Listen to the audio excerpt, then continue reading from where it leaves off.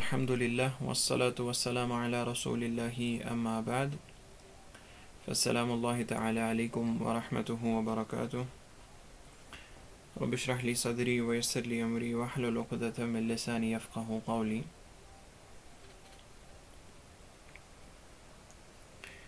رب زدنا علما رب زدنا علما رب زدنا علما آمين يا رب العالمين.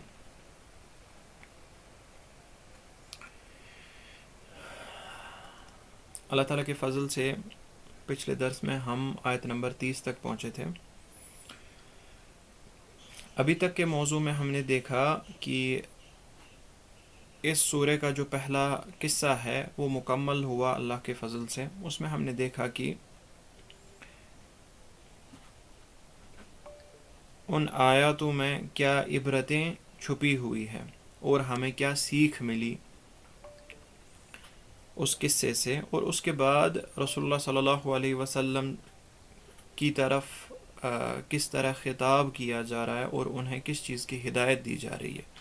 اس میں جو سب سے امپورٹنٹ چیز ہم نے دیکھی وہ تھی یہ قصہ ختم ہونے کے بعد ہی وَلَا تَقُولَنَّ لِشَيْءٍ إِنِّي فَاعِلٌ ذَلِكَ غَدًا إِلَّا أَن يَشَاءَ اللَّهُ، کہ ایسا نہ کریں کہ آپ کو اللہ تعالیٰ کی منشا اپنے بات میں کہنا بھول جائے. یہ ہمارے لیے بھی یہ خطاب ہے انڈائریکٹلی کہ جب بھی کوئی معاملہ ہمیں اگلے دن مستقبل کی طرف کوئی بات کرنی ہے، کوئی خبر دینی ہے، تو اس میں انشاءاللہ ضرور کہا جائے. تو اسی طرح پھر ہم اس آیت پہ پہنچے تھے جس میں ایمان والوں کا ذکر تھا اور اس سے پہلے جو کفر کرتے ہیں ان کا ذکر تھا، یا اللہ تعالیٰ نے ان کے لیے کیا عقوبت تیار کی ہے. اس کے بعد ہم نے دیکھا پچھلی آیت میں ان الذین آمنوا وعملوا الصالحات انا لا نضيع اجر من احسن عملا. بنیادی تھوڑا سا ہم نے اس کا معنی پڑھا تھا. تو اس میں ہم یہ دیکھتے ہیں کہ بے شک جو لوگ ایمان لاتے ہیں یا جن لوگوں نے ایمان لایا اور عمل صالح کیا، ان لا نضيع اجر من احسن عملا، بے شک بتحقیق ہم ضائع نہیں کرتے اجر ان کا جو احسن عمل کرتے ہیں، یعنی بہترین اعمال کرنے والوں کا ہم اجر جو ہے، اجرہ جو ہے، ان کا جو بدلہ ہے اس اچھے اعمالوں کا، وہ اللہ تعالیٰ ضائع نہیں کرتے. اب دیکھیے قرآن کے اسلوب میں، قرآن کے یعنی جو اسینشل کیریکٹرسٹکس ہے اس میں سے یہ چیز ہے جس پر قرآن کو مثانی بھی بلایا ہے. جس طرح اللہ تعالیٰ فرماتے ہیں اللہ نزل احسن الحدیث کتابا متشابہا مثانی.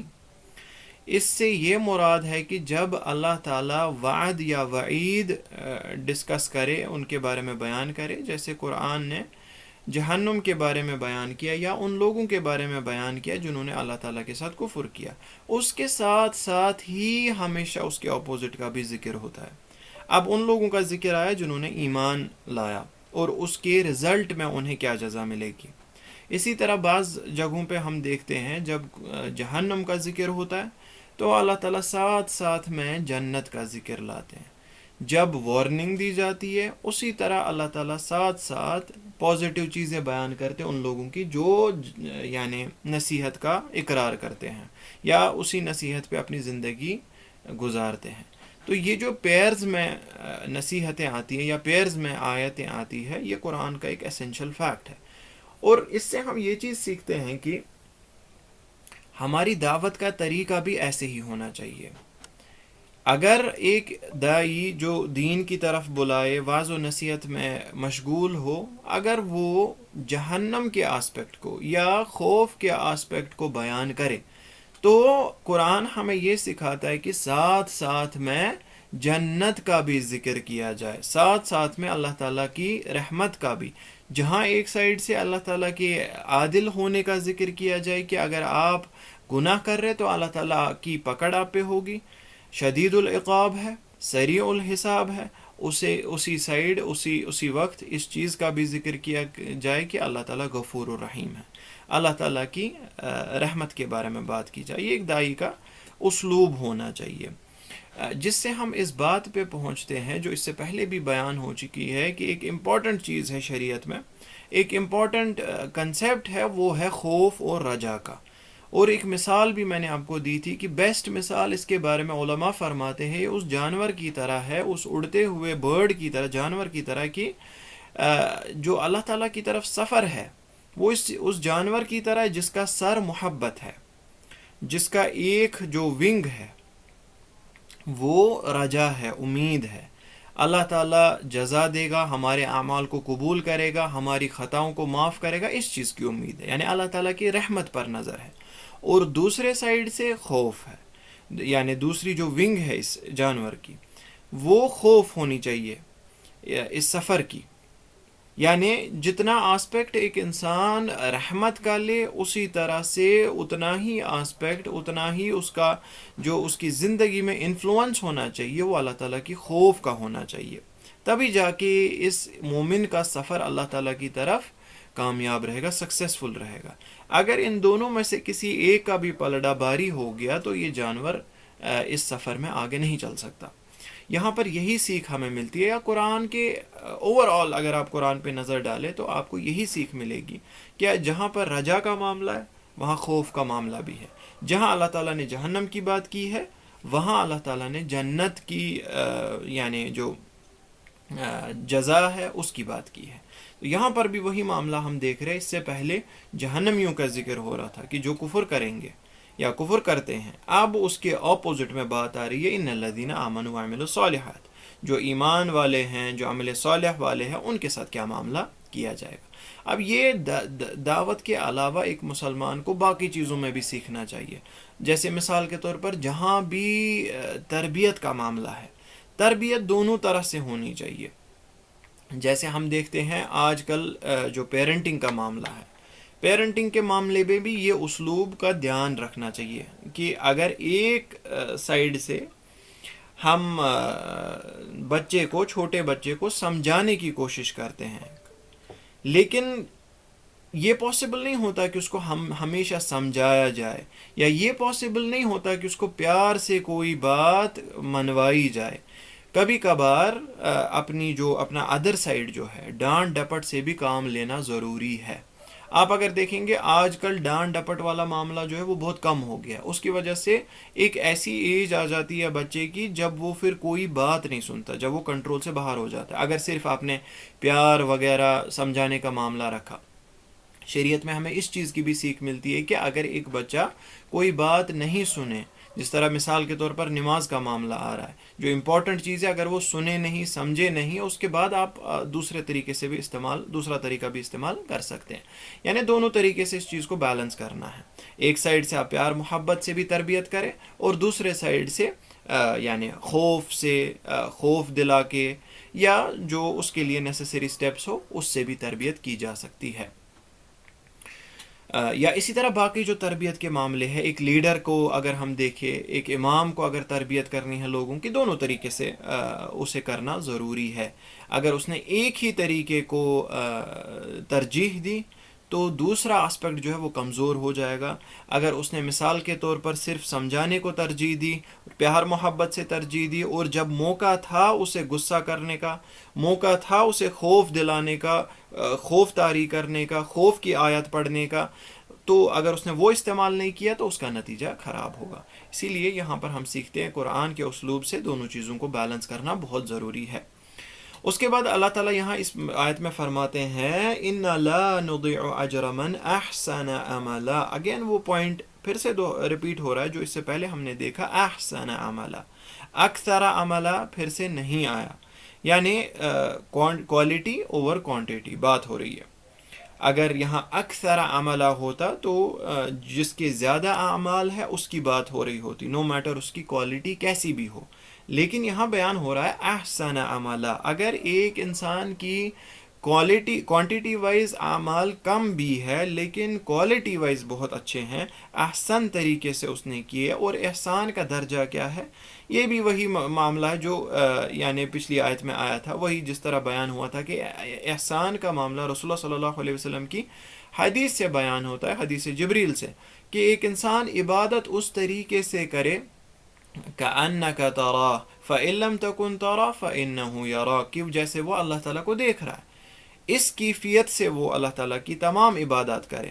اور اگر اتنا حاصل نہیں ہو پا رہا، کم سے کم یہ احساس اس کے دل میں ہو کہ اللہ تعالیٰ اسے دیکھ رہا ہے. یعنی یہ ایک بہترین درجہ ہے عبادت کا.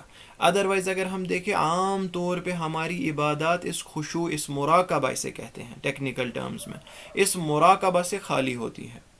نہ ہمیں اس چیز کا فہم ہوتا ہے کہ ہم اللہ تعالیٰ کو دیکھ رہے اور اس حساب سے ہم اس نماز کو ادا کریں گے. نہ اس چیز کا تصور ہوتا ہے کہ کم سے کم اتنا احساس کرے کہ رب ہمیں دیکھ رہا ہے. ہمارا اٹینشن کہاں ہے، ہمارا دل یعنی کس چیز کی طرف مگن ہے. کیا نماز میں بھی ہم دنیا داری کے بارے میں سوچ رہے ہیں؟ کیا نماز میں بھی ہم ایگزام، جاب، بزنس وغیرہ کے بارے میں سوچ رہے ہیں؟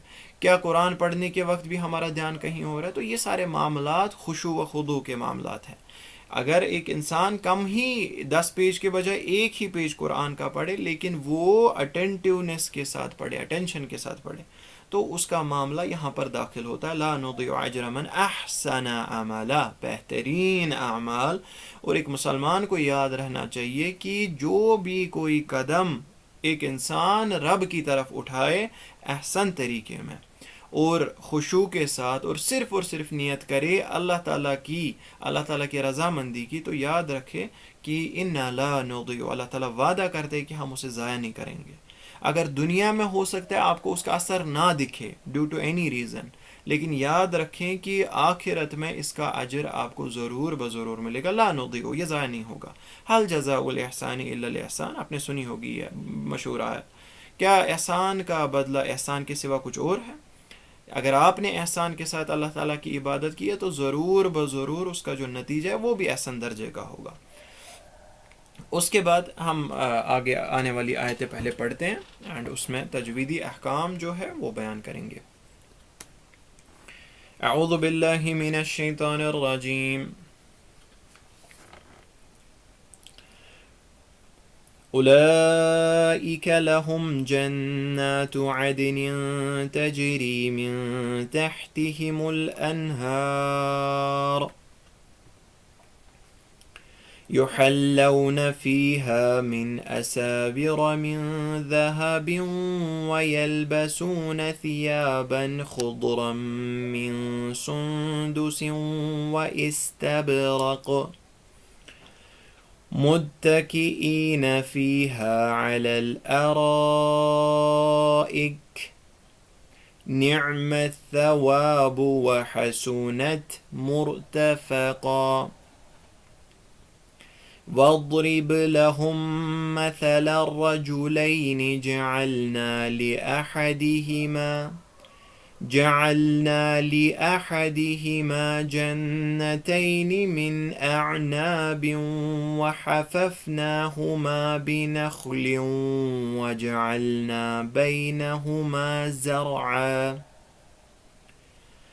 كلتا الجنتين آتت أكلها ولم تظلم منه شيئا وفجرنا خلالهما نهرا وكان له ثمر فقال لصاحبه وهو يحاوره أنا أكثر منك مالا وأعز نفرا.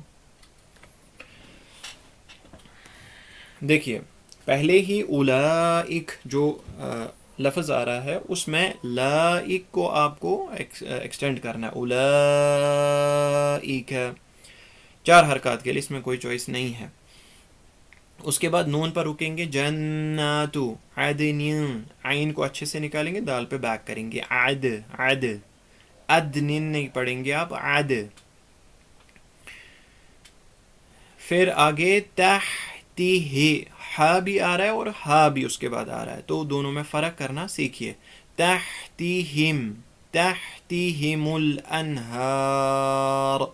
اگر آپ یہاں پر رک رہے ہیں تو را کو ہیوی کریں، انہار. اس کے بعد لام پر تھوڑا سا رکیں، زیادہ نہیں. یحلون، تاکہ اس پہ یہ جو شدہ ہے وہ ڈسٹنگوش ہو جائے.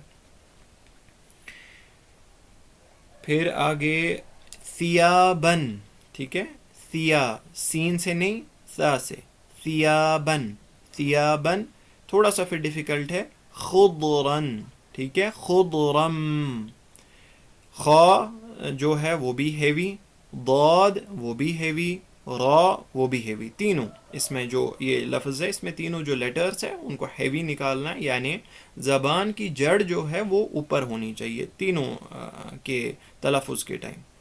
خضرم، خضرم من، اس کے بعد زبان کی جڑ نیچے کریں گے آگے آنے والے لفظ پہ. اگر آپ استبرق پہ رک رہے ہیں تو قاف کو قاف کی آواز کو بیک کریں، استبرق، استبرق. تو را اور قاف کے ٹائم زبان اوپر رہنی چاہیے، یعنی ہیوی آواز نکلنی چاہیے.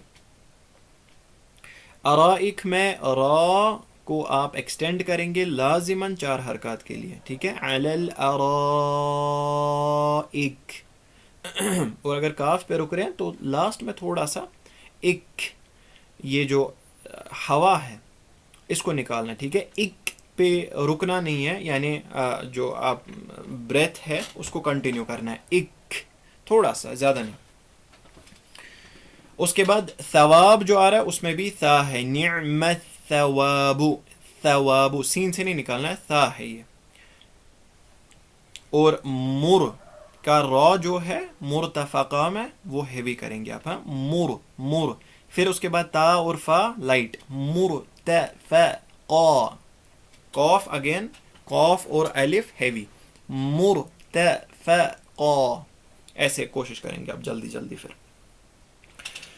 اس کے بعد وضرب، اس میں ضاد جو ہے وہ ہیوی، را لائٹ اور با پہ آواز بیک. وضرب، وضرب، آواز بیک کرنا بھولنا نہیں، وضرب، وضرب نہیں پڑھنا، اس میں با کے ٹائم تھوڑا بیک دینا ہے. مثلاً جو ہے اس کے بعد را آ رہا ہے اسی لیے ہم کریں گے مثلر، مثلر، لام کو ڈائریکٹلی جوڑیں گے را کے ساتھ، ہاں، مثلر نہیں کرنا. را پہ جو ریپیٹیشن ہے اس کو کنٹرول کیجئے، وہ انکنٹرولڈ طریقے سے نہیں کرنا، یعنی آپ نہیں کریں گے مثل الرجلین، اس کو صرف 1 یا 2 بار کرنا ہے ریپیٹیشن کو بس، اور اس کو ہیوی کرنا ہے. اور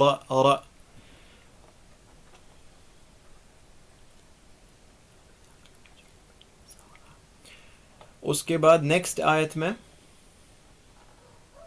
وَلَمْ تَظْلِمْ، ضا جو ہے اس کو آپ ہیوی کریں گے، وَلَمْ تَظْلِمْ نہیں پڑھیں گے، وَلَمْ تَظْ، زبان کی جڑ کو اوپر رکھیں گے، تظلم. اس کے بعد آنے والے میم کو تھوڑا رکیں گے کیونکہ اس کے وہ 2 میم ہیں. تظلم ادغام ہوگا، تظلم منہ شیئا. اور اس کے بعد آنے والے جیم پر بھی تھوڑا سا رکیں گے، وفجر، اور تھوڑا سٹریس دیں گے، وفجر، اور را کو ہیوی کریں گے. لِصَاحِبِهِ، صاد جو ہے اس کو ہیوی کریں گے، یہ سین سے نہیں پڑھنا، یہ نہیں کرنا لِصَاحِبِهِ، لِصَاحِبِهِ، لِصَا، یعنی صاد پڑھنے کے ٹائم زبان کی جو جڑ ہے وہ اوپر رہنی چاہیے، لِصَاحِبِهِ.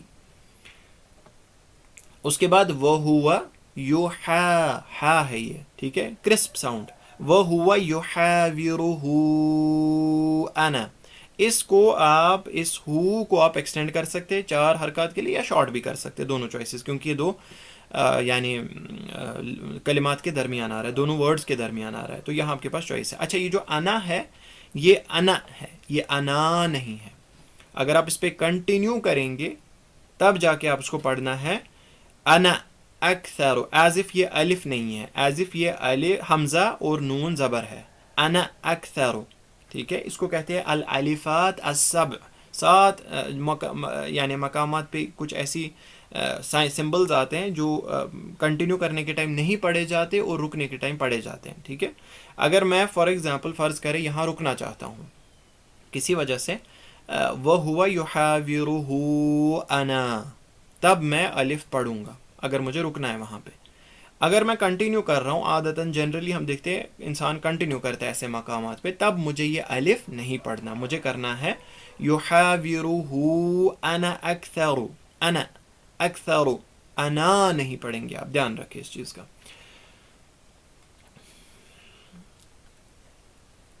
اس کے بعد تھوڑا سا ڈیفیکلٹ یہاں پر ایک ورڈ ہے اعزو، اعزو حمزہ اس کے بعد عین، ان کے مخارج جو ہے، ان کے ایگزٹ پوائنٹ جو ہے کلوز ہے.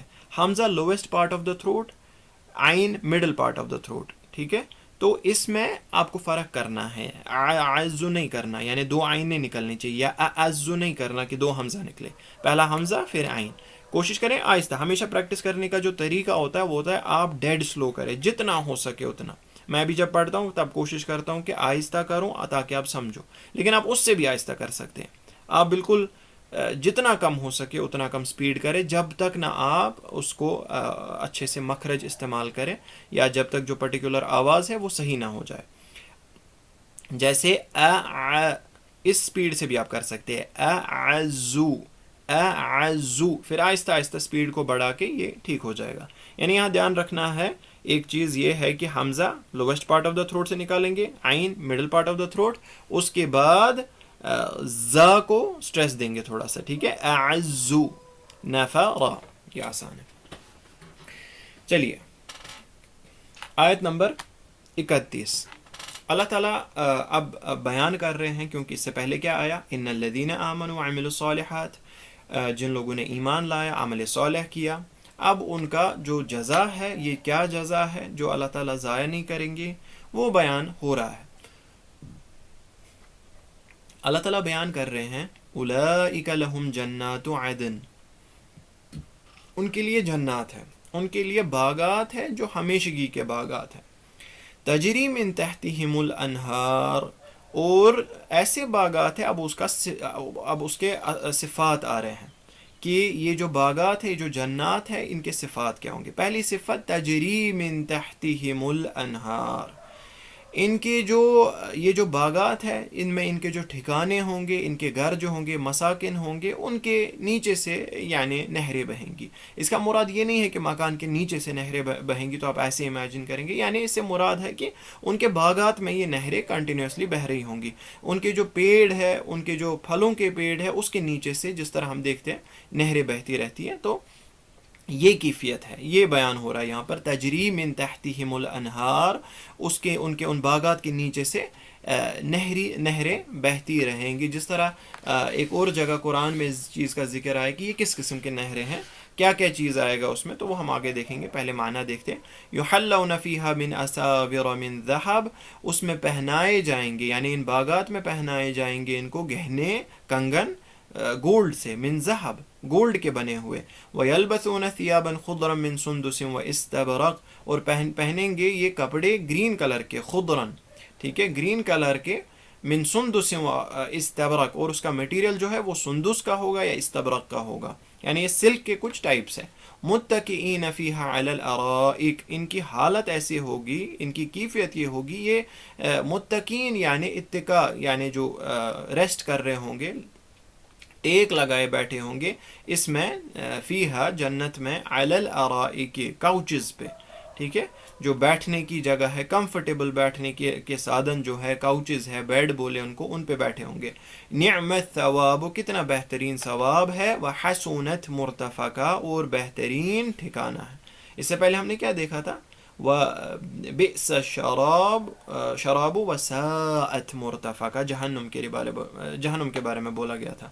وساءت مرتفقہ، کتنا خراب ٹھکانہ ہے. اب یہاں پر اس کے اپوزٹ میں ایگزیکٹلی اللہ تعالیٰ بیان کر رہے ہیں وحسنت مرتفقہ، کتنی بہترین جگہ ہے یا کتنا بہترین ٹھکانہ ہے. تو یہاں پر پہلی چیز جو ہم دیکھتے ہیں وہ یہ ہے کہ اللہ تعالیٰ بیان کرتے ہیں یہاں پہ یحلون فیہا من اساور من ذہب، تو اس میں علماء تفسیر بیان کرتے ہیں کہ دونوں کے لیے یہ کنگن پہنائے جائیں گے. یہ عام ہے مرد کے لیے اور عورت کے لیے. وہاں پہ یہ چیز مختص نہیں ہے کہ گولڈ جو ہے وہ صرف عورت کو پہننا ہے، مرد پر حرام ہے، یا یہ چیز نہیں ہے کہ جو جویلری ہے، کنگن وغیرہ ہے، وہ صرف عورتیں پہنیں گی. نہیں، یہ دونوں کے لیے عام ہے. یحلون فیہا من اساور من ذہب، اور یہ جو من ذہب ہے یعنی یہ گولڈ کے بنے ہوئے ہوں گے. اب دیکھیے، اب جیسے پرسوں بھی ایک سوال آیا تھا کہ جو گولڈ، اگر اللہ تعالیٰ یہ بتا رہے حدیث میں رسول اللہ صلی اللہ علیہ وسلم نے فرمایا کہ ما لا عین رأت ولا اذن سمعت ولا خطر علی قلب بشر، کہ اس کا آئیڈیا جو ہے، اس کا کنسیپٹ جو ہے کسی دل پر نہیں طاری ہوا ہے، یا کسی آنکھ نے نہیں دیکھا، کسی کان نے نہیں سنا. تو یہ تو ہم دنیا میں اس چیز کا مشاہدہ کرتے ہیں، ہم تو گولڈ دیکھتے ہیں. لیکن یہاں پھر علماء تفسیر یہ بیان کرتے، یا کہیں بھی جہاں آپ کو ایسی آیتیں آئیں یا کوئی ایسا سمبل آئے جو دنیا سے مشابہت کھاتا ہے، تو اس میں صرف نام کی مشابہت ہے. پراپرٹیز میں، اپیرنس میں کیسا ہے ایگزیکٹلی، یہ کسی آنکھ نے نہیں دیکھا، یہ کسی دل پر اس کا تصور نہیں ہے. یعنی دنیا کا گولڈ ایک ہے، یہاں تو دنیا کے گولڈ میں اتنا ڈفرنس ہوتا ہے. مثال، ایک جگہ سے آپ گولڈ لائے، اس کی پیورٹی میں فرق ہے، اور دوسری جگہ سے لائے، اس کی دونوں کی پیورٹی یا دونوں کی پراپرٹیز کو اگر آپ کمپیئر کریں تو بہت زیادہ فرق ہوتا ہے. یہ تو دنیا کا گولڈ ہے. اب دنیا کے گولڈ کو جنت کے گولڈ کے ساتھ کمپیئر کریں تو کوئی مشابہت نہیں ہے. تو رسول اللہ صلی اللہ علیہ وسلم کی اس حدیث سے کوئی تضاد نہیں ہے، کوئی تناقض نہیں پیدا ہوتا کہ اگر یہاں گولڈ بیان ہوا ہے، وہاں رسول اللہ صلی اللہ علیہ وسلم نے پھر کیا کہا کہ کسی آنکھ نے نہیں دیکھا، ہم نے تو گولڈ دیکھا ہے. یہ صرف نام کی مشابہت ہے.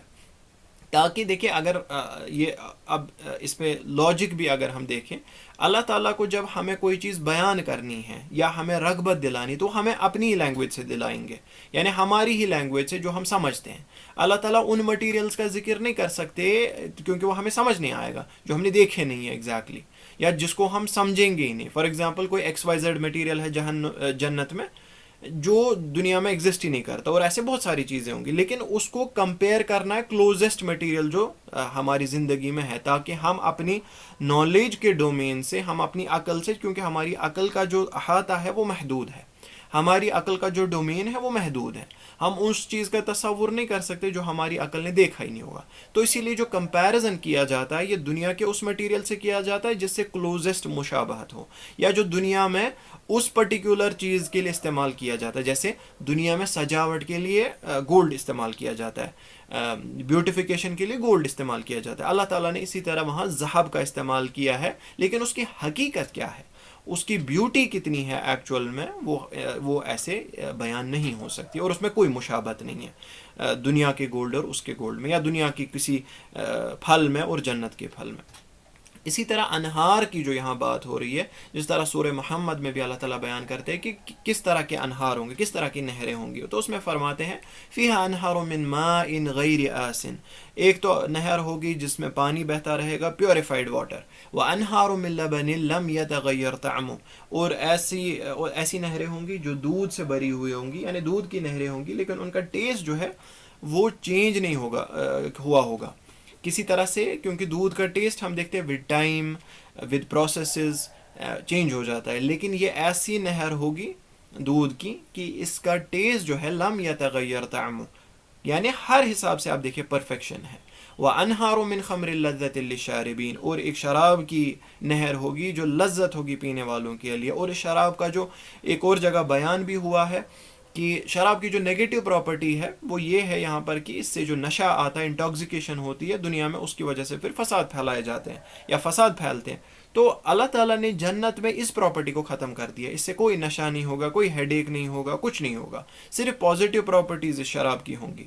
اسی طرح وہ انہار من عسل مصفا، اور ایک نہر ہوگی ہنی کی، پیوریفائڈ ہنی کی. تو یہ نہروں کا ایک اور جگہ بیان ہوا ہے. اسی طرح اللہ تعالیٰ پھر یہاں پر فرماتے ہیں یلبسون ویلبسون ثیابا خضرا من سندس و استبرق، اور انہیں پہنا دیے جائیں گے ہرے رنگ کے کپڑے، من سندس و استبرق. سندس بولتے ہیں سلک کو، سلک کے مٹیریل کو، لیکن وہ بہت باریک ہوتا ہے، بہت تھن ہوتا ہے. اور استبرق اسی سیم سلک کو بولتے ہیں اگر یہ موٹا ہوگا، کورس ہوگا. تو یہ سلک کے کچھ ٹائپس ہیں جس کے کپڑے وہاں پر ان کو پہنا دیے جائیں گے. وَيَلْبَثُونَ ثِيَابًا خُضْرًا مِّن سُنْدُسٍ وَإِسْتَبْرَقٍ. اچھا، اگین وہی بات آ رہی ہے کہ صفات کی ہمیں ایگزیکٹلی مشابہت نہیں کرنی ہے کہ جو سلک ایگزیکٹلی دنیا میں وہی وہاں ہے، یا جو کپڑے دنیا میں ہیں ایگزیکٹلی وہاں ہے. نہیں، مَا لَا عَيْنٌ رَأَتْ، وہ آپ حدیث مطلقاً یاد رکھے، کسی آنکھ نے نہیں دیکھا ہے، کسی کان نے نہیں سنا ہے، اس کی حقیقت، اس کی جو ایکچول یعنی وہاں کیسا ہوگا وہ ہمیں معلوم نہیں ہے. اس کے بعد دیکھیے اب صرف اتنا ہی نہیں ہے، اللہ تعالیٰ اتنا ہی نہیں بیان کر رہے کہ ان کو کیا دیا جائے گا، اللہ تعالیٰ یہ بھی بیان کر رہے یہاں پر جو نور علی نور ہے یا جزا کے اوپر ایک جزا ہے، وہ یہ ہے کہ ان کا حال کیا ہوگا، کیا انہیں اور کسی چیز کا مکلف بنایا جائے گا، کیا انہیں اور کوئی تکلیف کا سامنا کرنا پڑے گا وہاں، کیا انہیں اور کوئی ریسپانسبلٹی ہے، جس طرح دنیا میں ایک کے اوپر ایک ریسپانسبلٹی ہے، کمانا ہے، فیملی کا خیال رکھنا ہے، یعنی شریعت کا خیال رکھنا ہے کہ شریعت میں یہ چیزیں اسٹیبلش کرنی ہے وغیرہ وغیرہ، جس طرح دنیا میں ہمارے اوپر تکلیفیں ڈالی گئی ہے جس کا ہمیں مکلف بنایا ہے، وہاں حال کیا ہوگا؟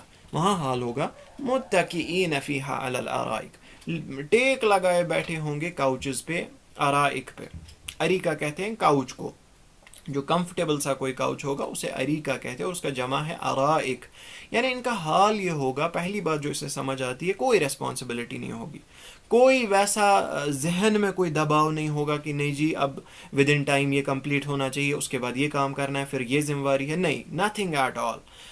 تو کیونکہ پہلی چیز ہے ٹائم کا کنسیپٹ تبھی آتا ہے جب ٹائم لمیٹڈ ہوتا ہے، جیسے فار ایگزامپل ہماری جیسے بچپنا لمیٹڈ تھا، تو پتہ تھی کہ کسی ایج تک ہمیں 10th کراس کرنا ہے، کسی ایج تک کالج میں داخلہ لینا ہے، کسی جوانی لمیٹڈ ہے، کسی ایج تک شادی کرنی ہے، اس کا پریشر ہوتا ہے، پھر بچوں کا پریشر ہوتا ہے، کسی ایج تک ان کا کریئر سیٹل کرنے یا ان کی زندگی، تو وغیرہ وغیرہ بہت سارے مختلف پریشرز تب آ جاتے ہیں جب ٹائم کا کنسیپٹ ہوتا ہے۔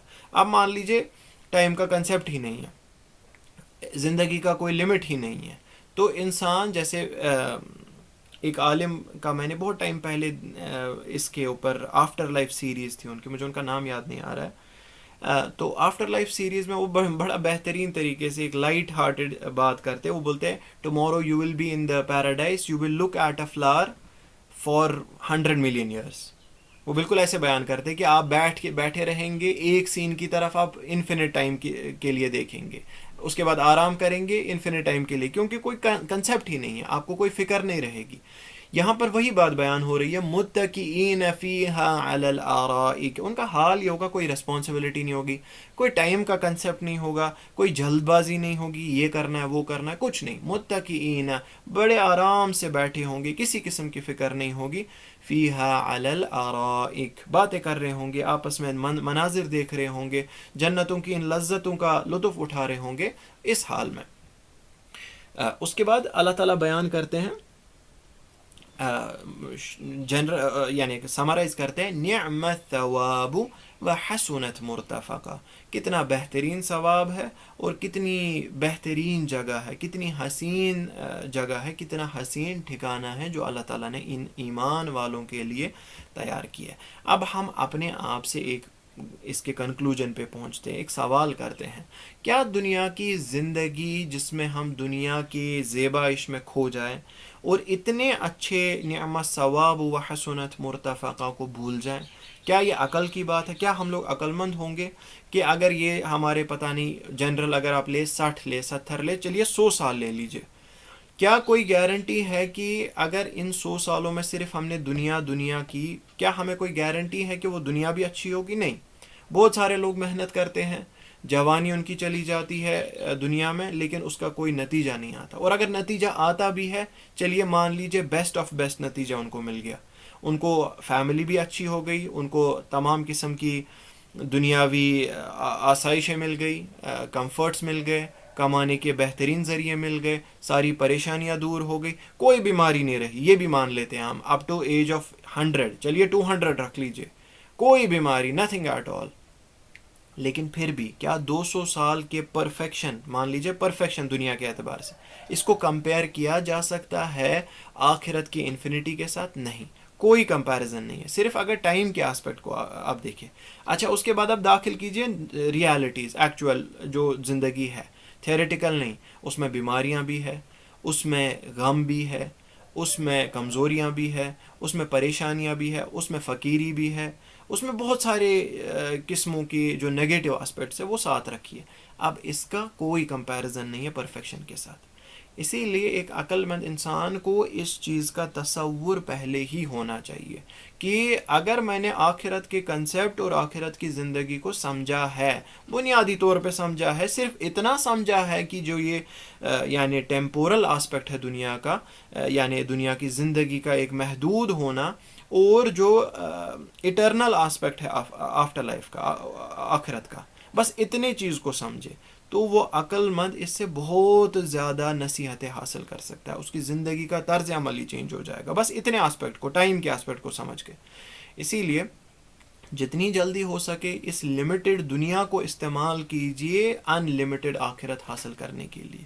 ایسا نہ ہو کہ ایک بار داخل ہو گئے، اللہ تعالی ہم سب کو بچائے، ایک بار اس ان لمیٹڈ ریئلم میں ہم داخل ہو گئے اور ہمارا یہ ان لمیٹڈ ریئلم یعنی خراب ہو جائے، نیگیٹو ہو جائے، اللہ تعالی ہم سب کو بچائے، جہنم کی طرف چلے جائے۔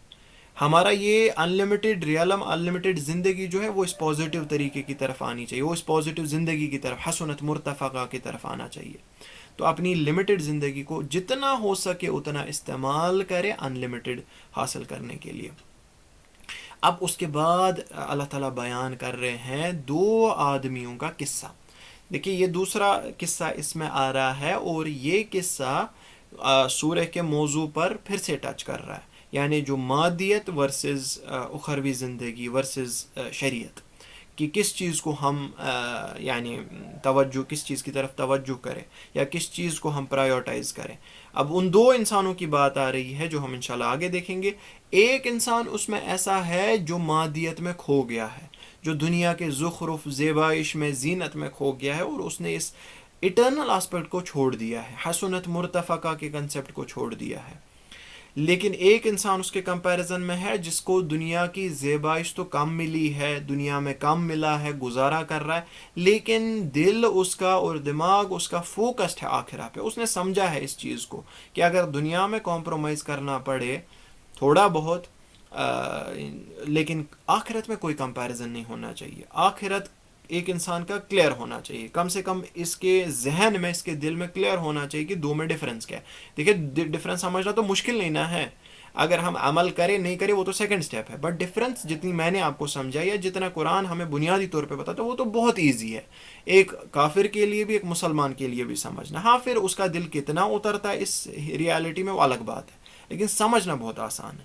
ایک لمیٹڈ ہے اور ایک ان لمیٹڈ ہے، پہلی بات جو امپورٹنٹ ہے۔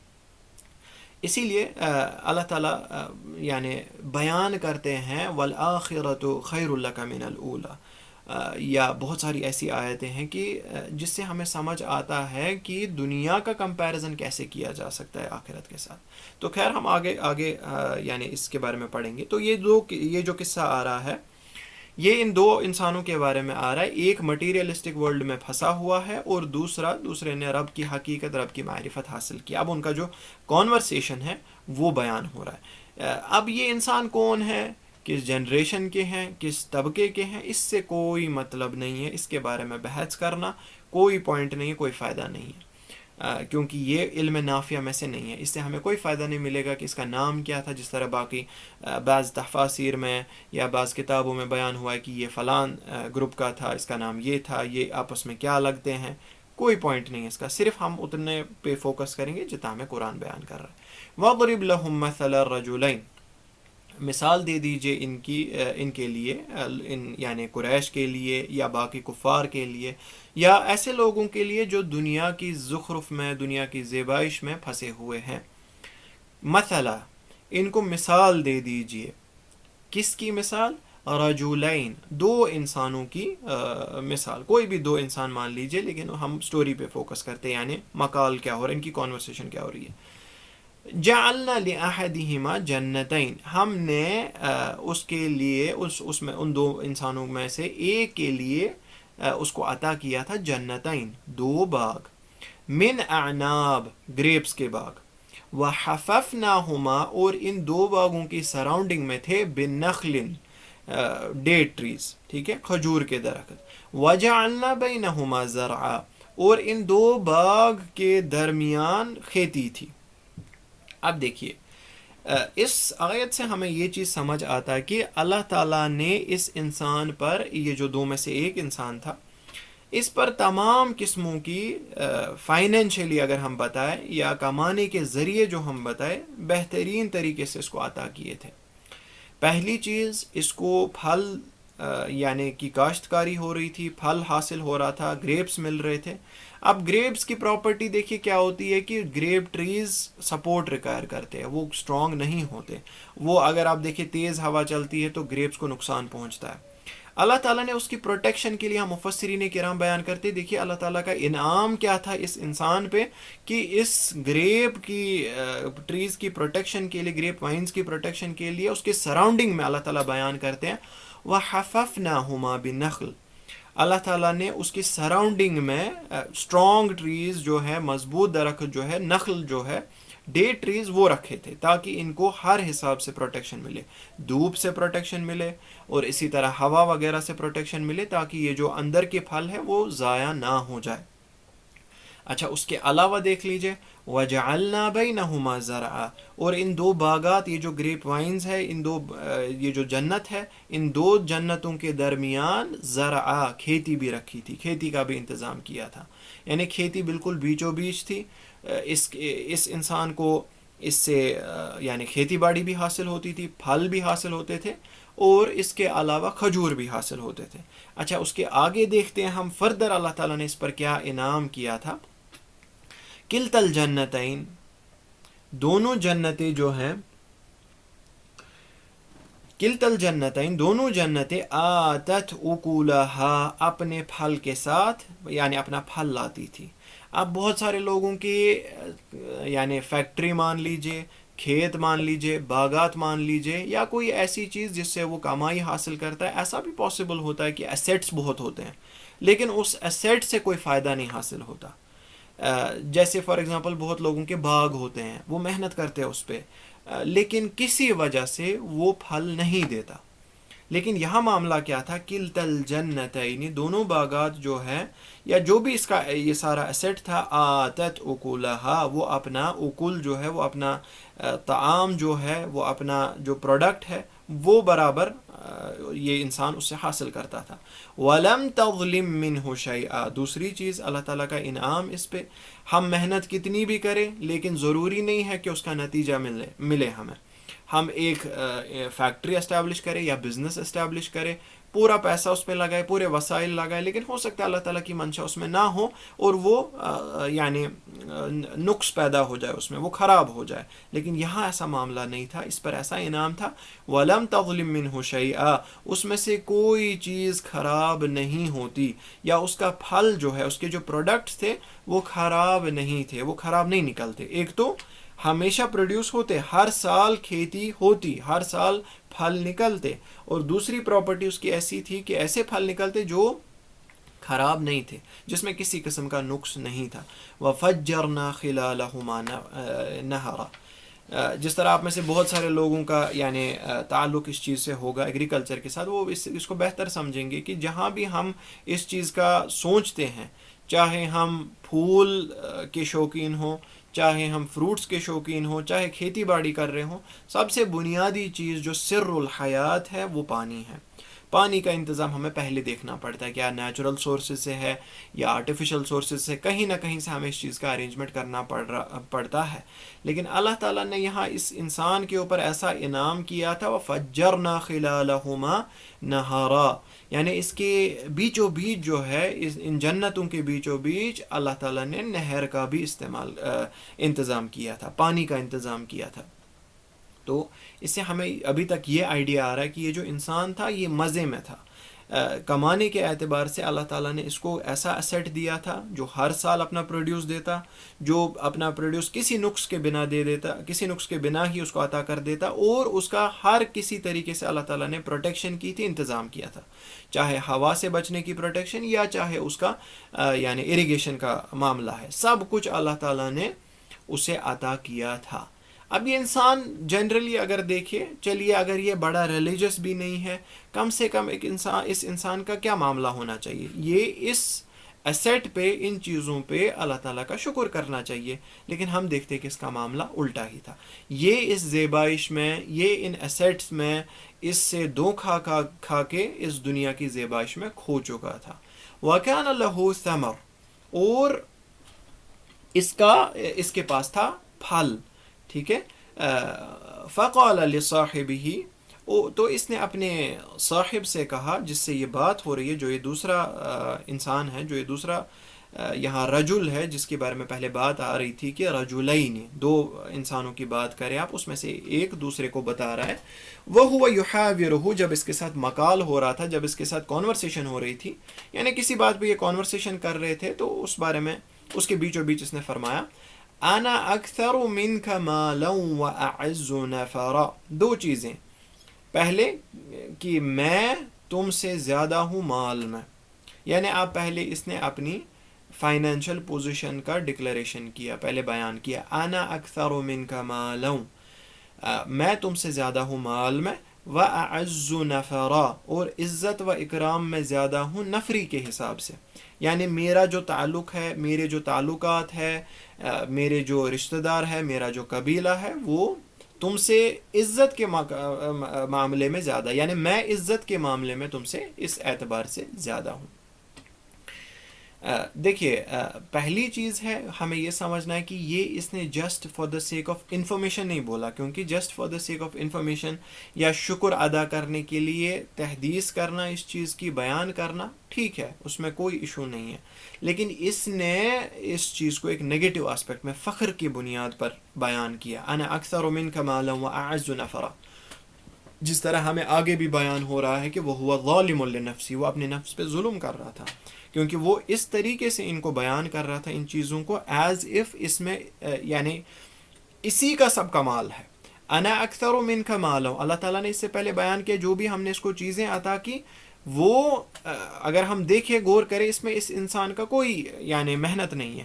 نہر اگر وہاں تھی وہ اللہ تعالیٰ نے بنائی تھی، اس کے اراؤنڈ اگر یہ پیڑ تھے یا اس کے بیچ میں یہ سب انتظام کیا تھا، یا اس کا فروٹ برابر آ رہا تھا، یہ سب اللہ تعالیٰ کی طرف سے تھا. لیکن یہ انسان یہاں پر ایسے بات کر رہا ہے ایز اف اس نے اس میں کوئی کمال کیا. انا اکثر منک مالا واعز نفرا، اور جو میرا معاملہ ہے، میرے جو تعلقات ہے، وہ تم سے بہتر ہے عزت کے معاملے میں.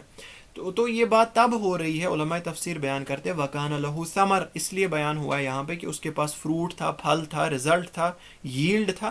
یہ تبھی بیان ہو رہا ہے جب پیڑوں پر پھل آنے کا سیزن ہوتا ہے، یعنی بس اتارنے کی بات ہے، اور بالکل باغ میں داخل ہو کے اس نے یعنی اپنی جو یہ اپنے ایسیٹس جو ہے، اپنے پھل وغیرہ جو ہے، ان کو دیکھ کے اس نے گھمنڈ کیا.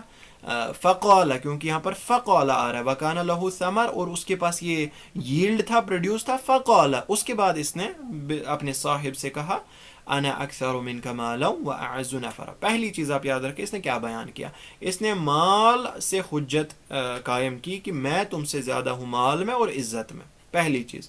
اس کے بعد بیان کر رہا ہے وَدَخَلَ جَنَّتَهُ، اللہ تعالیٰ فرماتے ہیں اور یہ اپنے جنت میں داخل ہوا، اپنے باغ میں داخل ہوا.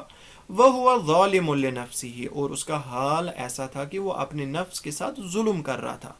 اپنے نفس کے ساتھ ظلم کرنا یعنی نفس کو جس فطرت پہ اللہ تعالیٰ نے بنایا ہے، اللہ تعالیٰ کو شکر کرنا، ایکسیپٹ کرنا، ان کی نعمتوں کو کا اظہار کرنا، ایکسیپٹ کرنا ان کو، اس پر ظلم کر رہا تھا، اس کو چھپا رہا تھا، اور اس کو کسی طرح سے اس مادیت کے تصور میں انٹینگل کر کے اس کو اظہار نہیں کر رہا تھا، اللہ تعالیٰ کا کہیں ذکر نہیں کر رہا تھا. قال، اس کے بعد جب یہ داخل ہوا اپنی جنت میں، کہہ رہا ہے، کہا اس نے ما اظن ان تبید هذه ابدا. اچھا یہ آیت ہم نے نہیں پڑھی ابھی، ٹھیک ہے، پہلے اس کا معنی بیان کرتے پھر اس کے بعد اس کی تلاوت بھی کریں گے. ما اظن ان تبید هذه ابدا. اچھا اب یہ دوسرا پوائنٹ جو یہ بیان کر رہا ہے، پہلا تھا انا اکثر منک مالا واعز نفرا، اب دوسرا جو یہ بتا رہا ہے ما اظن ان تبید هذه ابدا. دیکھیں انسان کتنا دھوکا کھاتا ہے اس دنیا کی زیبائش سے.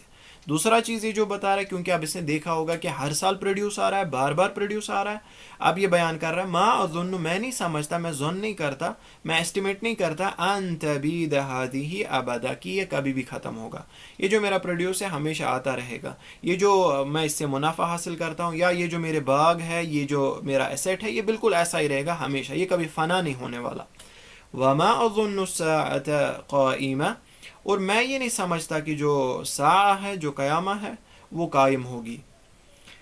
تیسرا یعنی اس کا اسرشن دیکھیے، وما اظن الساعة قائمہ، اور میں نہیں سمجھتا کہ جو یہ ساعہ ہے، جو قیامت ہے، وہ قائم ہوگی۔ اب چوتھا دیکھ لیجئے، وَلَئِن رُدِدتُّ إِلَىٰ رَبِّي، اور چلیے فرض کرے for the sake of discussion, اگر بتائیں بھی کہ اگر مجھے رب کی طرف لوٹنا پڑا، یعنی اس کے گھمنڈ کی لیول دیکھیے، چلیے فرض کریں for the sake of conversation, اگر مجھے وَلَئِن رُدِدتُّ، اگر میں لوٹا دیا گیا إِلَىٰ رَبِّي، اپنی رب کی طرف، لَأَجِدَنَّ خَيْرًا مِّنْهَا مُنْقَلَبًا، تو میں تو ضرور بضرور پاؤں گا اس سے بہتر، یعنی میں جو اللہ تعالیٰ نے مجھے دنیا میں دیا ہے، اس سے بہتر چیز میں وہاں پاؤں گا، یا اس سے بہتر چیز اللہ تعالیٰ مجھے وہاں عطا کریں گے۔ دیکھیے دھوکہ، چوتھا پوائنٹ جو ہے وہ اصلی دھوکہ ہے مادیت کا۔ وہ اگر آپ دیکھیں گے جو مادہ پرستی میں کھوئے ہوئے ہیں، مٹیریلزم میں کھوئے ہوئے ہیں، ان کا ایکچول جو کنسیپٹ ہے، کہیں نہ کہیں ان کے دل میں یہ خیال ہوتا ہے کہ رب میرے سے راضی ہے، رب مجھ سے راضی ہے، تبھی جا کے اس نے مجھے یہ چیز عطا کی ہے، اور جب مجھے رب کی طرف لوٹنا ہی ہے تو اسی رضامندی کے بنیاد پہ وہ ایسٹیمیشن کرتا ہے، یا تو رب مجھے معاف کرے گا، یا تو رب میرے ساتھ وہاں بھی یہی معاملہ کرے گا، وہاں بھی راضی ہوگا، اور وہاں بھی میرے لیے آسانی ہوگی۔ تو ہم اس آیت کو پہلے پڑھیں گے، اس کے بعد فردر بیان کریں گے۔ اللہ تعالیٰ بیان کرتے ہیں، اعوذ باللہ من الشیطان الرجیم،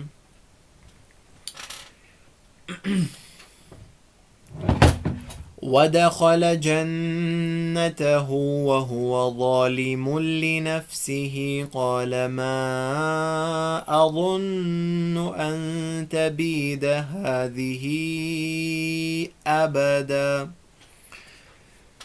خا پہ آپ ہیوی کریں گے، دخل، د لائٹ، خا ہیوی، لام لائٹ، دخل، ودخل، نون پہ رکیں گے، جنتہ، وہوا ظالی، ظا جو ہے اس کو آپ ہیوی کریں گے، اور اس کے بعد آنے والے الف کو بھی آپ ہیوی کریں گے، وہوا ظالم، ظالم لنفسہ، اس کے بعد ما کو آپ ایکسٹینڈ کر سکتے ہیں 4 کے لیے، یا چھوٹا بھی کر سکتے 2 حرکات کے لیے، ما اظن، ظا کو ہیوی اور نون پر تھوڑا پاز، اظن،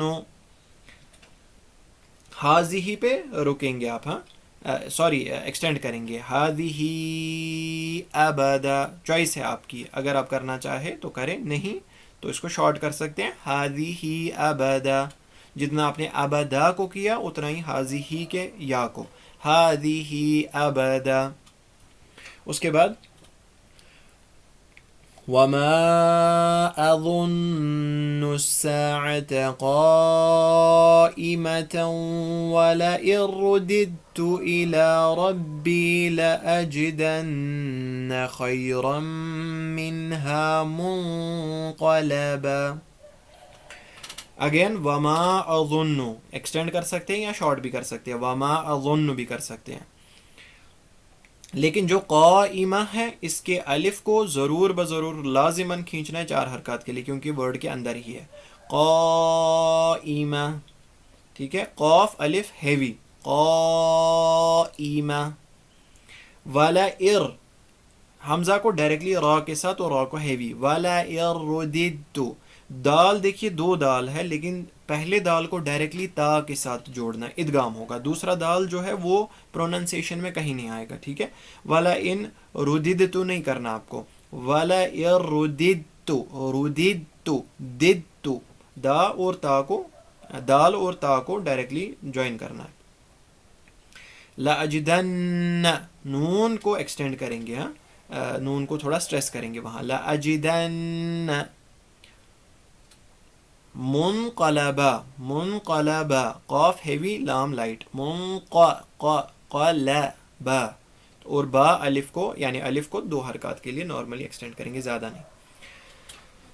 تو اس کے بارے میں تھوڑا سا دیکھتے ہیں، اس کے بعد انشاءاللہ اختتام کریں گے۔ اللہ تعالیٰ بیان کرتے ہیں کہ اب جب یہ اپنی جنت میں داخل ہوا، اس سے مراد ہے یا تو یہ دونوں جنتوں میں داخل ہوا یا 2 میں سے کسی ایک میں داخل ہوا، تو جب اس نے حال دیکھا، وَكَانَ لَهُ ثَمَرٌ، اس نے حال دیکھا کہ میرے پاس ییلڈ ہے، پروڈیوس ہے، ہر سال کی طرح اس بار بھی، وَهُوَ ظَالِمٌ لِنَفْسِهِ، اس نے اپنے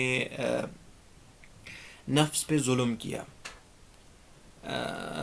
کیونکہ ایک انسان کی نفس کو اللہ تعالیٰ نے فطرہ پہ بنایا ہے، اور فطرہ میں گاڈ ایکسیپٹنس، اللہ تعالیٰ کی معرفت پہلی چیز ہے، ٹھیک ہے؟ جس طرح اللہ تعالیٰ سورہ بقرہ میں بھی اس چیز کو بیان کرتے ہیں، الست بربکم قالوا بلا. جب اللہ تعالیٰ نے ہماری خلقت سے پہلے، دنیاوی خلقت سے پہلے ہم سب کو اٹھایا اور ہم سے یہ سوال پوچھا کہ الست بربکم، کیا میں تمہارا رب نہیں ہوں؟ قالوا بلا، اور ہم سب نے جواب دیا ہے. ہماری سب کانشیسنس میں یہ چیز آلریڈی ہے کہ ہم نے اللہ تعالیٰ کو آلریڈی جواب دیا ہے بلا، وائی ناٹ، ہاں آپ ہمارے رب ہے، ہم اس چیز کا اقرار کرتے ہیں، تاکہ کل کو حجت نہ ہم کریٹ کرے قیامت کے دن، یا رب مجھے تو نہیں پتا تھا، مجھے تو آپ نے پیدا کیا ماں کے پیٹ سے، میں تو کچھ نہیں جانتا تھا. جس طرح اللہ تعالیٰ بھی اس چیز کا بیان کرتے ہیں کہ جب یہ پیدا ہوتے لا یعلم شیئا، یہ اس کو تو کچھ نہیں پتا ہوتا، لیکن اللہ تعالیٰ نے ہمیں وہ سیٹ بایاس پہ بنایا. جس طرح ایک کمپیوٹر ہم لاتے ہیں نا، تو کچھ چیزیں اس کی میموری میں آلریڈی ہوتی ہیں، چاہے آپ کا آپریٹنگ سسٹم خراب ہو جائے، چاہے آپ کا کمپیوٹر کریش ہو جائے، لیکن وہ کچھ چیزیں ہوتی ہیں، کچھ بنیادی کمانڈز ایسی ہوتی ہیں جو کمپیوٹر میں آلریڈی ہوتی ہیں، 1000 بار بھی کریش ہو جائے وہ ادھر ہی رہے گا. تو اسی طرح ہماری جو بنیادی میموری ہے یا بنیادی جو فطرت ہے نفس کی، اس میں اللہ تعالیٰ نے کچھ بنیادی توحید کی چیزیں ڈالی ہے. اسی طرح اس پر یعنی علماء بھی بات کرتے ہیں کہ اگر ایک بچے کو، جس طرح رسول اللہ صلی اللہ علیہ وسلم نے اس چیز کی یعنی اس چیز کی طرف اشارہ بھی کیا، کل مولود یولد علی الفطرہ، ہر کوئی بچہ جو پیدا ہوتا ہے وہ اسی فطرہ پر پیدا ہوتا ہے. پھر اس کے ماں باپ یا اس کو نصرانی بناتے ہیں، یا اس کو مشرک بناتے ہیں، یا اس کو یہودی بناتے ہیں، جو ایکسٹرنل پھر پردے آ جاتے ہیں جو اس کی فطرہ پر اس کو کور کرتے ہیں. لیکن اگر ایک بچے کو چھوڑا جائے نا اپنی فطرہ پہ، جس پہ وہ پیدا ہوا ہے، وہ توحید پہ پیدا ہوگا. ہاں اس کو تفصیلی چیزیں نہیں پتہ ہوں گی، نماز کے مسائل نہیں پتہ ہوں گے، لیکن بنیادی جو کنسیپٹ ہے توحید کا وہ اسی چیز پہ بڑا ہو جائے گا، وہ کبھی پولیتھیزم میں یا شرک میں مبتلا نہیں ہوگا. تو اسی نفس کے ساتھ اگر ظلم کیا جائے، اسی نفس کی نیچرل سیٹنگ کو اگر کسی چیز کے بنیاد پر اپوز کیا جائے، تو وہی ہے ظالم لنفسی ان الشرک لظلم عظیم. اللہ تعالیٰ بیان کرتے ہیں جو یہ شرک ہے یہ بہت بڑا ظلم ہے، کیونکہ ہم اس میں اپنی نفس کے خلاف جاتے ہیں، نفس جس نیچرل انکلینیشن کے ساتھ پیدا ہوئے اس کے خلاف. یہاں پر دیکھیے، یہاں پر جو بیان ہو رہا ہے کہ وہ ظالم لنفسی، اب اس کی نفس میں ایسی بات تھی یا اس کے طبیعت میں ایسی فیلنگز تھی، ایسی ایموشنز تھی جو اس کے نفس پر ظلم کر رہی تھی اس حال میں جب یہ داخل ہوا. قال، تو اس بنیاد پہ یہ کیا کہہ رہا ہے، ما اظن ان تبید هذه ابدا. اب یہ نتیجہ آ رہا ہے، جب اس نے دیکھا میرے اوپر یہ انعامات کیے گئے، تو اس نے بیان کیا کہ میں نہیں سمجھتا کہ یہ ختم ہونے والا ہے. آپ دیکھیے دنیا کا یعنی دھوکہ کتنا بڑا ہے. یہ ہر ایک کافر، مان لیجیے آپ ایتھیسٹ کو پوچھ لیجیے آپ کہ دنیا ختم ہونے والی ہے، موت آنے والی ہے، کم سے کم اس چیز کا وہ اقرار کرے گا کہ موت آنے والی ہے. لیکن کبھی کبھار یہ دنیا ایک انسان کے سر پہ اتنا چڑھ جاتی ہے کہ وہ اس چیز کا بھی انکار کرتا ہے، وہ سمجھتا ہے کہ ہمیشگی ہوگی. بہت سارے لوگوں نے، سائنٹسٹ نے یہ بھی ٹرائی کیا کہ موت کو ڈیفائی کرے، کسی طرح سے موت کو اوائڈ کرے. آپ دیکھیں، آپ گوگل کریں، اس پہ بہت سارے آرٹیکلز ہیں کہ موت کو کیسے یعنی اس کو ٹالا جائے کسی طریقے سے ایٹرنٹی کے کنسیپٹ میں. یعنی لیکن ما اظن ان تبید هذه ابدا، میں نہیں سمجھتا کہ یہ جو میرا اسیٹ ہے یہ کبھی ختم ہونے والا ہے. اور اس کے بنیاد پہ وہ کیا بتا رہا ہے، وما اظن الساعة قائمہ، اور میں یہ نہیں سمجھتا کہ قیامت جو ہے بس بعد الموت جو ہے وہ قائم ہوگی. کیونکہ اس نے اسی طریقے سے، اسی سے پھر اس کا کنکلوژن کیا کہ میں یہ نہیں سمجھتا کہ یہ ختم نہیں ہوگا. جب یہ ختم نہیں ہوگا تو قیامت کا آنا بھی میرے لیے وہ بڑی بات نہیں ہے، میں نہیں سمجھتا کہ وہ پاسبل ہوگا. وَلَئِن رُدِدتُّ إِلَىٰ رَبِّي، اور اس کے بعد یہ بیان کرتا ہے کہ چلیے اگر فرض کرے بات کرنے کے لیے، رُدِدتُّ إِلَىٰ رَبِّي، اگر میں اپنے رب کی طرف لوٹا بھی دیا جاؤں، مر بھی جاؤں، پھر اپنے رب کی طرف مجھے لوٹا دیا جائے، لَأَجِدَنَّ خَيْرًا مِنْهَا مُنْقَلَبًا، میں تو اس ایسیٹ سے زیادہ بہترین ایسیٹ وہاں پاؤں گا، میں تو ان نعمتوں سے زیادہ بہترین نعمت پاؤں گا وہاں. کیوں؟ کیونکہ اس نے حجت بنایا کہ رب مجھ سے راضی ہے، یا رب پر میں نے کوئی رب پر احسان کیا ہے، یا رب کا میرے ساتھ ایسا معاملہ ہے کہ مجھے یہاں بھی اچھا رکھا ہے وہاں بھی اچھا رکھ دے گا۔ تو یہ کنسیپٹ آپ دیکھیں گے بہت جگہ پہ، جس طرح سورہ فصلت میں اللہ تعالیٰ بیان کرتے ہیں کہ وَلَئِنْ أَذَقْنَاهُ رَحْمَةً مِنَّا مِنْ بَعْدِ ضَرَّاءَ مَسَّتْهُ لَيَقُولُونَ هَذَا لِي، جب ہم نے اس کو رحمت کی کسی ضرر کے بعد، یہ بڑا خوش ہو گیا اور اس کے بعد کہنے لگا هَذَا لِي، یہ تو میرے لیے ہے، وَمَا أَظُنُّ السَّاعَةَ قَائِمَةً، وہاں بھی انسان یہ بتائے گا کہ مجھے نہیں لگتا یہ جو ساعہ ہے یہ قائم ہوگا، یہ قیامت قائم ہوگی۔ وَلَئِن رُجِعْتُ إِلَىٰ رَبِّي، اور اگر فرض کرے کہ مجھے لوٹا بھی دیا جائے اپنے رب کی طرف، إِنَّ لِي عِندَهُ لَلْحُسْنَى، میرے لیے اس کے پاس بہت ہی بہترین چیز ہوگی، حسنہ ہوگا، بہتر رزلٹ ہوگا۔ تو یہ دھوکہ ہے دنیا کا جو ایک انسان کو یعنی دنیا کی زیبائش میں انجام یا واقع ہو جاتا ہے۔ اللہ تعالیٰ ہمیں اس بارے میں کیا کہتے ہیں؟ ہمیں ایز تھرڈ پرسن، اگر ہم کافروں کو دیکھ رہے ہیں اور ان کو ہم دنیا کی زیبائش میں دیکھ رہے ہیں، آرام کر رہے ہیں، مزے کر رہے ہیں، لیکن اللہ تعالیٰ فرماتے ہیں لا تغرنک تقلب الذین کفروا فی البلاد متاع قلیل ثم مأواہ جہنم وبئس المہاد، دھوکہ نہیں کھانا آپ لوگ۔ تقلب الذین کفروا فی البلاد، ان لوگوں کا تقلب جو ہے ادھر دنیا میں، ان کی زیبائش، دائیں بائیں کرنا، ادھر سے سفر ادھر سے سفر، ایکٹیو رہنا، ہر کسی چیز میں آگے رہنا، یہ آپ کو دھوکے میں نہ ڈالے۔ متاع قلیل، یہ دنیا جو ہے وہ ایک قلیل متاع ہے، ٹھیک ہے۔ ثم مأواہم جہنم وبئس المہاد، اور ان کا آخری ٹھکانہ جو ہے، جو بنیادی چیز ہے وہ جہنم ہے، وبئس المہاد، وہ برا ٹھکانہ ہے۔ تو ایک انسان کو خود کے لیے بھی اور تھرڈ پرسن کے لیے بھی اس چیز دنیا کی زیبائی سے دھوکہ نہیں لگنا چاہیے۔ اس پر مزید بات انشاءاللہ اگلے درس میں کریں گے، جو پرسوں ہوگا، کل نہیں پرسوں۔